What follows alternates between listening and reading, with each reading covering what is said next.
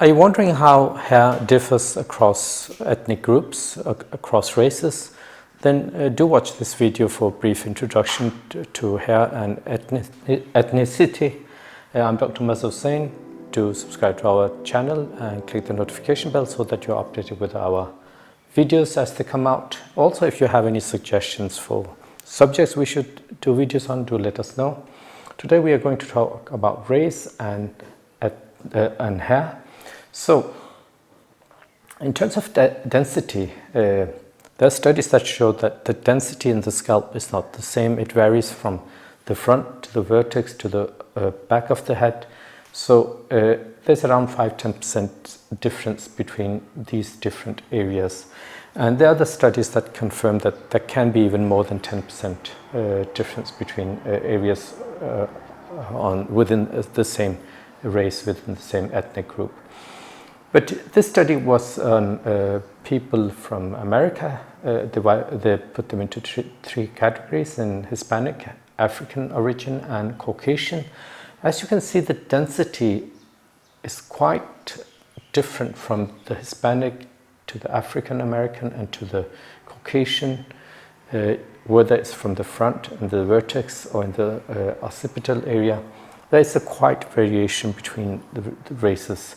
So let's look at another study where they measured the density.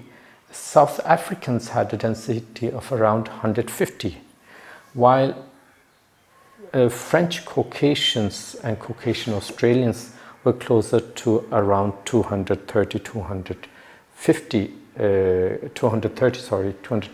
230 hairs per square centimeters. So nearly a 50%, 60% higher density.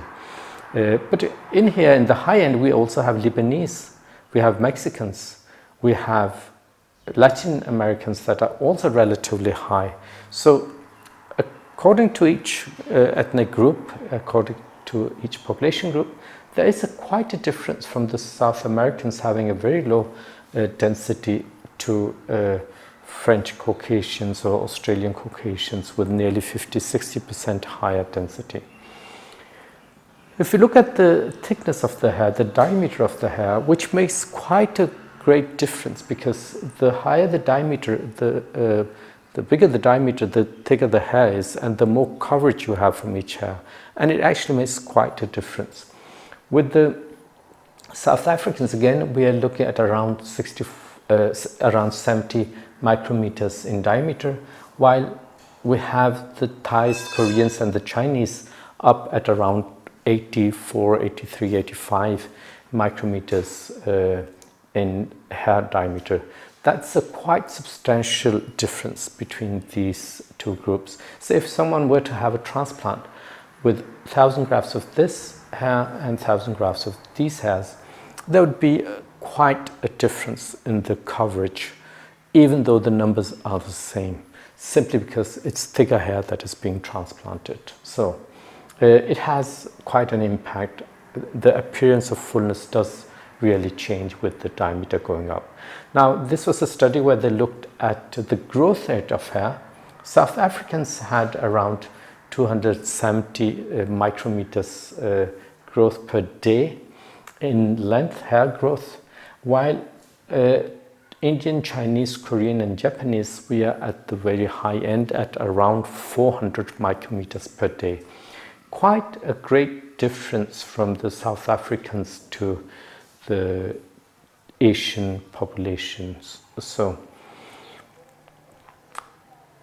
if we look at these few numbers, if we look at Black, Chinese, Danish, and Indians, we can see that the Chinese and the Black have a lower density as compared to Indians and Danes.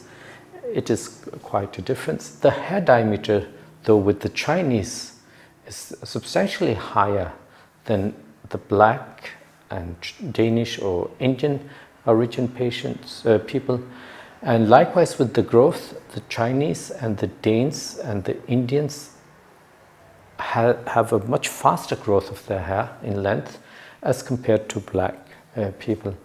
So this just goes to illustrate how great the difference is. Now, There seems to be some environmental factors that will also have an impact.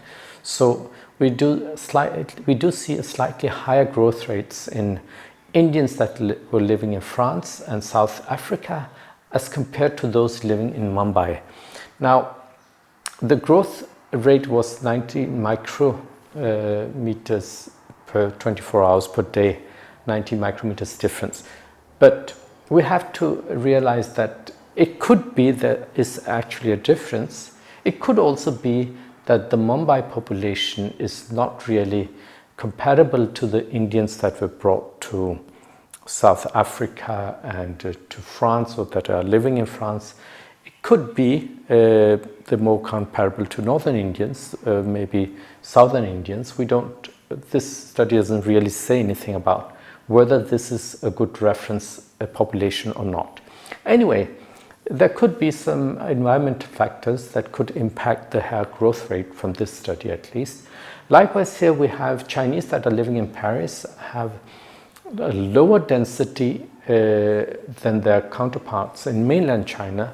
But again, we don't know whether the mainland Chinese would be representative or equivalent or compatible to the Chinese that are living in Paris. But it's still an interesting factor to look into, and maybe we need more studies to actually give a final verdict on this. So this is our video on hair and ethnic groups. Do let us know if you have any suggestions for other subjects we should make videos on. Do subscribe to our channel, click the notification bell so that you're updated with our videos. Thank you for now.